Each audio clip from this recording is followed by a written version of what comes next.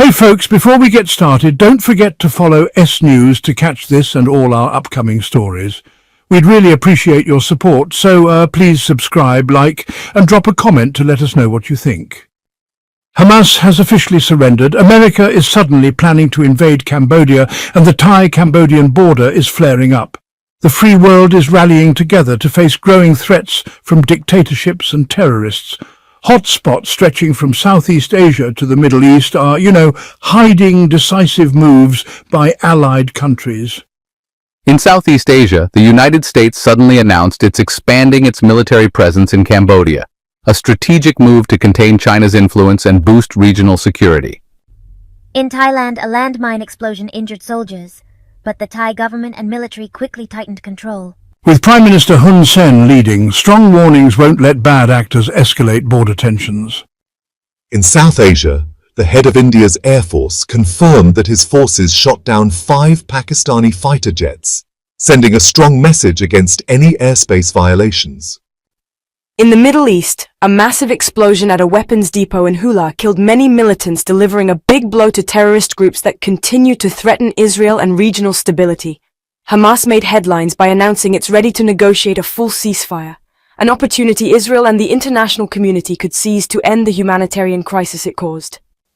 In the Caucasus, Armenia and Azerbaijan signed a US-brokered peace agreement, a historic step that has raised concerns among religious leaders in Iran and officials in the Clinton administration about their waning influence in the region.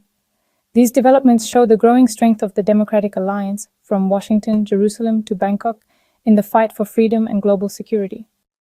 In Southeast Asia, the United States wants the Cambodian government to allow the U.S. Navy to conduct annual visits and training at the Ream Naval Base in southwest Cambodia. On August 9th, the Washington Post reported that U.S. officials hope that the 49% tariff imposed by President Donald Trump on Cambodian goods will pressure Phnom Penh to permit these naval visits and exercises. According to internal U.S. government documents cited by the Post, Washington is increasingly worried about China's naval presence at Ream Base, which has direct access to the contested South China Sea. The documents also say the U.S. wants Cambodia to stop China from deploying forces outside the Ream Base.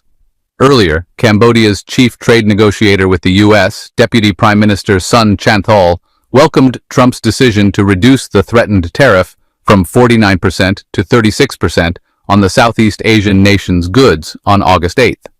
Speaking to journalists in Phnom Penh, Sun Chanthol called this a positive step in early tariff negotiations and expressed hope for further talks to reduce tariffs. A Thai soldier steps on a landmine. Mr. Hun warned about developments at the border sling conflict. The situation on the Thai-Cambodian border kept evolving from both sides after they reached an agreement at this week's Joint Border Committee meeting, or GPC. On August 9th, Thailand's 2nd Army Area Operations Center reported that 3 soldiers were injured by a landmine explosion while patrolling the Thai-Cambodian border, according to T-Nation. The incident happened around 10 a.m. local time when troops from Infantry Company 111 were patrolling between the villages of Donal and Kristana in Katatarat District, Sisaket Province. On August 8th, Cambodia's Senate President Hun issued a serious warning about new developments in the Cambodia-Thailand border conflict. According to Hun, the border tension has shifted from guns to slingshots. If not handled immediately, it could threaten the fragile ceasefire agreement. He said, "Honestly, I don't want to even mention this issue. But if we stay silent, the Thai leadership may not know, and the international community might misunderstand the situation." The border conflict has changed from using weapons to slingshots, Hun wrote on Facebook. At first, this might seem trivial or even funny, but if you think about it seriously, it's a big problem. If we don't step in, the situation could escalate from slingshots to all kinds of weapons, eventually breaking the ceasefire that Cambodia and Thailand worked hard to achieve, with effective mediation from the Malaysian Prime Minister and involvement from China and the US. Mr. Hun called on the Cambodian government to immediately order the military to stop using slingshots if these acts are happening on the Cambodian side. He also hoped the Thai leadership would issue similar orders to their army to stop using weapons, as shown in the attached photos. The Indian Air Force says it shot down 5 Pakistani fighter jets. On May 9th, I told the Associated Press that India shot down 5 Pakistani fighter jets and 1 military aircraft in a May clash. Most of the Pakistani planes were taken down by Russian-made S-400 surface-to-air missile systems. According to RER, I cited electronic tracking data to confirm the airstrikes. I can confirm that at least 5 fighter jets and 1 large aircraft were destroyed. Also, the large aircraft, possibly a spy plane, was shot down about 300 kilometers away, making it the biggest plane ever recorded destroyed. I made these remarks at an event in Bengaluru, southern India. This is the first time India has claimed to have shot down 6 Pakistani military planes in a May clash. The Pakistani military didn't immediately respond to requests for comment on Singh's claims. Singh didn't specify the types of fighter jets downed, but said India's airstrikes also hit another fighter, and several parked F-16s at 2 air bases in southeastern Pakistan. Islamabad had previously denied that India shot down any Pakistani planes during the fighting between March 7th and 10th. Pakistan said it shot down 6 Indian planes in the clash, including a French-made Rafale fighter. India admitted to some losses, but denied losing 6 planes, according to Reuters. French Air Force Commander Jérôme Fagner previously said he saw evidence of 3 Indian jets lost, including a Rafale. The Indian Air Force hasn't commented on this claim. There was a big explosion at a weapons depot in Hibula that killed several soldiers. Initial reports say the explosion happened while Lebanese government troops were moving ammunition. The blast took place in southern Lebanon on the afternoon of September 9th, killing at least 5 soldiers. The Lebanese army has not released an official statement about the incident just yet. However, Lebanese media reported that President Michel Aoun discussed the tragic explosion with Army Commander Joseph Aoun, which caused many casualties. This is considered the deadliest explosion involving leftover weapons from the Hibula War in Lebanon. Since November 2024, the Lebanese army has been seizing Hibula sites and facilities in southern Lebanon, following the spirit of a ceasefire agreement. Regarding this, the Lebanese government has repeatedly emphasized the need to disarm Hibula to ensure national security. Meanwhile, the Hibula force warned that this step aims to serve Israel's interests. Hamas issued an official statement saying it's ready to negotiate a full ceasefire. According to the statement, Hamas is willing to release all hostages, guarantee a ceasefire, and demand an Israeli withdrawal from Gaza.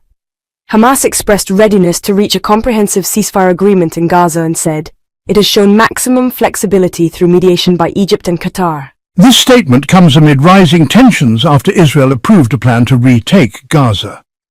According to the official statement, Hamas is ready to free all Israeli prisoners, ensure a ceasefire, and demand Israeli withdrawal from Gaza.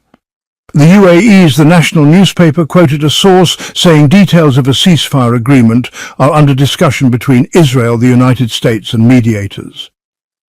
However, the government led by Prime Minister Benjamin Netanyahu remains firm on its plan to retake Gaza. The plan is expected to force about 1 million people to leave as military operations expand in Gaza City. The Israeli move has faced strong international opposition. A group of Arab and Muslim countries, including the UAE, Saudi Arabia, Egypt, Jordan, and Turkey, issued a joint statement condemning the plan, calling it a serious escalation and violation of international law. The UN Security Council decided to hold an emergency session to discuss the situation, while Australia, Germany, Italy, New Zealand and the United Kingdom warned of risks to international humanitarian law. UN Secretary-General Antonio Guterres expressed concern that the plan could lead to more forced displacement and casualties. According to the Palestinian news agency Wafa, the conflict since October 2023 has killed 61,639 Palestinians. Iranian religious leaders are deeply worried about the United States-brokered peace deal between Armenia and Azerbaijan. Iran will block the creation of a US-supported transit corridor in the South Caucasus, even without Moscow's help, saying it threatens regional security and changes the geopolitical map. Ali Abavedi, senior advisor to Iran's supreme leader, said on Saturday that renting out the route isn't Trump's business. He told TNN News, part of the AIGC network, that Trump thinks he can lease the corridor for 99 years. This corridor was included in the peace agreement signed by Armenia and Azerbaijan, brokered by the United States on Friday. He said the corridor won't become Trump's mercenaries' gateway, but their graveyard. Rejecting the idea is non-negotiable and political betrayal aiming to undermine Armenia's territorial unity. He confirmed that Iran has always opposed the corridor, saying it would change Armenia's borders and limit Iran's access to the region. He added that when Turkey and Azerbaijan pushed for this plan before, Iran held military drills along its northwest border to show its readiness to stop it. The United States brokered peace deal was signed in Washington by Armenian Prime Minister Nikol Pashinyan and Azerbaijani President Ilham Aliyev alongside President Donald Trump. The agreement gives Washington exclusive rights to develop a strategic transit route through Armenia, connecting mainland Azerbaijan to the Nakhchivan exclave without crossing Iran or Russia. The White House said Trump's path to peace and prosperity will boost energy exports and trade across the region. Armenia and Azerbaijan have been at war since the late 1980s over Nagorno-Karabakh, with the latest fighting in 2023 when Baku regained full control of the region. Russia was a mediator in recent years, but its influence has weakened since it invaded Ukraine in 2022. Iran warned against foreign interference. Iran's foreign ministry welcomed the peace document as an important step toward long-term stability, but stressed that projects near its borders must respect shared interests, national sovereignty, territorial integrity, and avoid foreign interference. VTI agreed, saying with or without Russia, it will work to protect security in South Caucasus, adding that it believes Moscow opposed the corridor for strategic reasons. NATO's snake on the border called the corridor a political trick, not just a trade route, saying it will help NATO portray itself as a poisonous snake between Iran and Russia. Finally, thank you all so much for listening. We really appreciate your support. Don't forget to follow S News and keep an eye out for our future